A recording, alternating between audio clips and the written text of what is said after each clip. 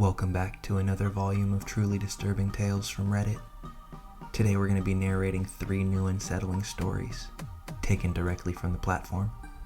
I encourage you all to sit back, grab a snack, and enjoy these terrifying personal accounts. Now, without any further delay, let's jump right in.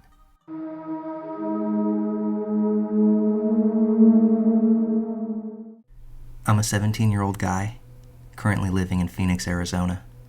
This incident took place around 6 months ago on an overnight trip into the Superstition Mountains, which are about an hour drive east of Phoenix. I'm not going to specify the exact trail because I've been doing this stuff long enough to realize what happens when you post stuff on the internet. Whether it's a good trail, abandoned mine, ghosts, or whatever it may be, people come flocking, and usually with a lot of trash and loud music. Anyway, this particular trail I was taking was an 8-mile loop through a canyon. Pretty simple in and out overnight trip. I had planned to go with my friend, but a last-minute cancel on his part left me on my own. So with a packed bag and car ready to go, I decided to go out on my own. Not leaving the house on time and some trouble navigating rough forest roads, I didn't arrive to the trailhead until around 5:45 p.m., which for those of you who don't backpack, this is a very big no-no. I had about a 4-mile hike until I arrived at my planned camping spot, and it was getting dark fast, so I figured if I moved quick enough, I could get at least 2 to 3 miles in before I had to find a spot. This strategy left me hiking a very dark trail on my own, with about 15 miles of dirt road between me and anyone else. Hiking in the dark by itself is scary, especially for where I was and being on my own. Eventually it got so dark that I could only see where my headlamp was pointing, and that's when I figured I needed to stop and get a camp set up. With only using the headlamp as my light source and trying to move fast, I ended up in a less than ideal spot, but there were some burnt pieces of wood and the remains of a fire circle, so it looked like people had been there before, but definitely not recently. My first priority was to get a fire going. I scanned the area around me and was able to find some dry wood, and I got the fire up and running. I got my tarp set up and cracked open a can of chili mac I had brought for myself and was very much looking forward to eating. I was feeling good. My camp was set up and my food was on the fire. The feeling of uneasiness from the hike in had almost gone away completely, but there was a smidge still there. Side effect of camping alone in remote areas, I suppose. To fully understand what happened, I have to explain to you how my camp was set up. The site I had picked was a small clearing surrounded by large pine trees, with the trail about 30 feet to my left. When you're in the woods and have a fire going, the fire casts a circle of light around it, and everything on the edge of that circle and past it are pitch black. I was sitting on the ground near my fire, eating my dinner, when a small rock about the size of a marble was thrown into my camp. I looked at the tiny rock in shock, as I was positive that I was the only person on this trail that night. I immediately turned my light on and towards the area where I had seen the rock come from, but due to the density of the pines and brush, I could only see about 10 feet. I spent the next 15 minutes in disbelief as I scanned the tree line that surrounded me, searching for what or who had thrown the rock, not daring to stray too far from my fire that in hindsight offered me a false sense of security. After sitting back down and spending the rest of my time on high alert, I was able to convince myself that I had somehow kicked the rock or that it had fallen from a tree. I went to sleep that night not expecting the pure terror that was about to unfold. I woke to the sound of rustling leaves, barely audible if you weren't listening for them, but they were there. Still in a sleepy daze, I listened as the rustling leaves got harder to hear as I assumed they were moving away from me. I went to grab my handheld flashlight that I had left next to me when I had fallen asleep, but the more I looked, the more scared I got as I came to realize that it was no longer there. I stood up in my sleeping bag and ducked out of my tarp to look around. I was able to see a light off in the woods. It couldn't have been more than 15 feet away. It was my flashlight, laying on the ground in a pile of leaves. This is one of the few moments in my life where I've almost shit my pants. The flashlight that I had left sitting right next to me when I had fallen asleep a few hours ago was now 15 feet away from me, past the tree line in the woods. I hurriedly slipped my boots on, clutching my knife in the other hand and keeping my head on a swivel. I weighed my options: stay here and wait out the night, or attempt the 3-mile hike back to the car in the dark.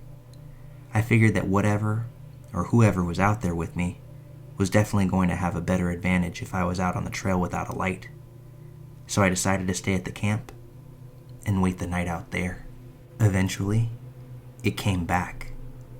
I could hear the rustling through the woods, the sound of walking. It was far off, but I could hear it. It sounded like someone leisurely walking by, like they were on a stroll, without a care in the world. Sometimes it would walk too far away, and I would lose the sound of its steps. But then, an hour later, or maybe 2, it would return, still just as faint as ever. This went on for about 3 or 4 hours, until I listened to the steps get closer and closer, until they were about 7 feet from me. At this point, the fire had gotten very small, as I had run out of wood in my pile. The footsteps stopped, and everything went totally silent. I sat there still for 2 hours, clutching a knife in my hand, and prayed that I wouldn't hear anything else. I stayed in that position until the sun cast enough light that I could see that I was alone in my campsite. I packed my things and speed-walked the 3 miles back down the trail that I had taken. I arrived at the empty dirt road where my car was parked and nearly sprinted to it as I unlocked my Subaru. I jumped in, drove, and didn't stop until I had put at least 20 miles between me and that place. I stopped at a gas station in Apache Junction to buy a Red Bull, but mostly just to see and or talk to another person. As I exited the store, I was able to see that there was something on my back window. A message, scrawled in the dust. It read, "Sleep well?" A lot of weird things have happened to me on my various adventures through Arizona, but this is by far the weirdest and scariest so far. So I thought I'd share it. There is a seriously deranged person living in the Superstition Mountains. Do yourself a favor and stay as far away from those mountains as you can.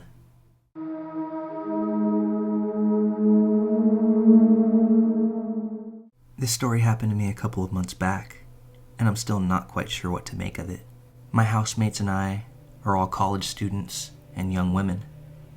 One night they decided to go on a night out, while I decided to stay in and watch a movie with my boyfriend. At about midnight, someone knocked on the door. I answered it assuming it was one of my housemates, but it was this young guy who must have been around 18 to 20 years old. I asked him if he was okay, and he told me that he'd lost one of his AirPods behind my house, in the garden. He asked if I would help him look for it. The student house had a backyard with a very high brick wall.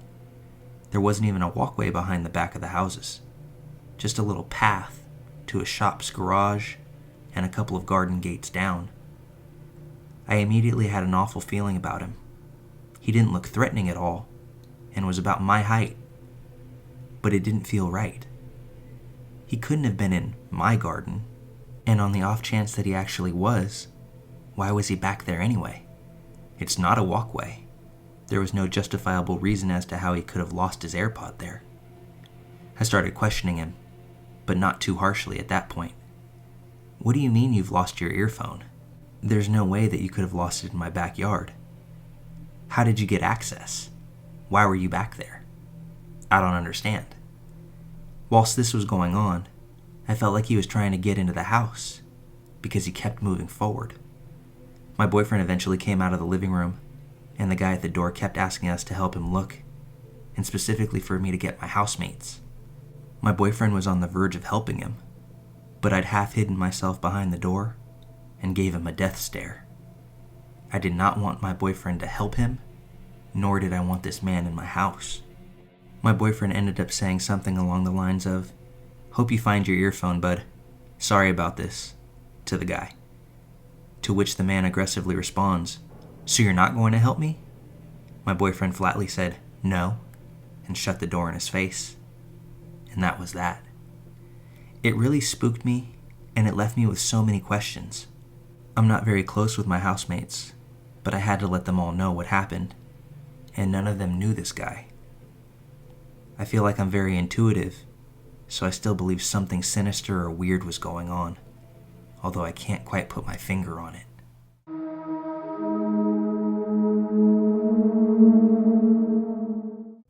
Okay, so I'm a 19-year-old male, but this was back when I was 15.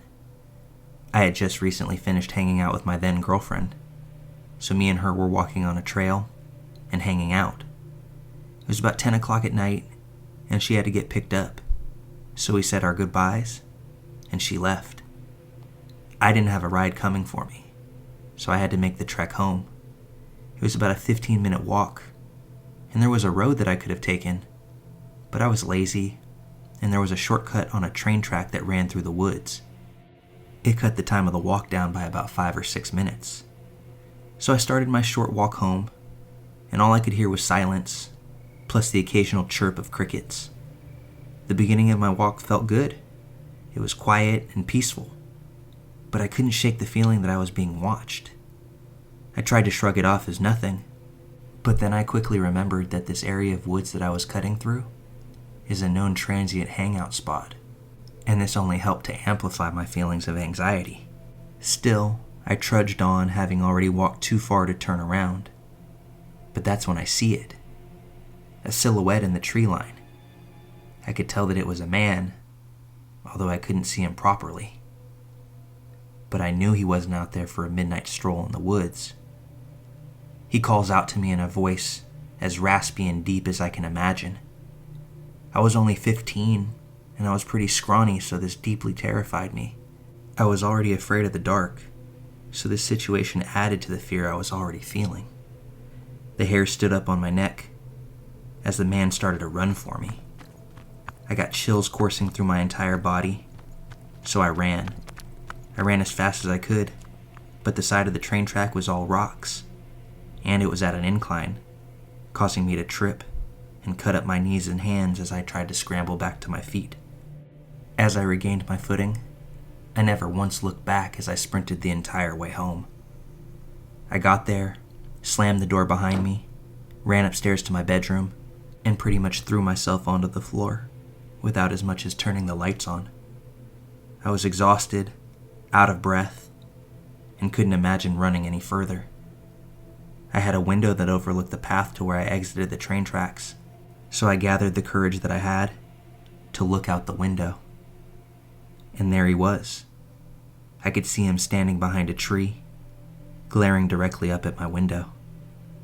I tried my best not to move the curtains or the blinds, but I know in my gut that he saw me the entire time. There's no way that I was going to sleep that night, so I didn't even try.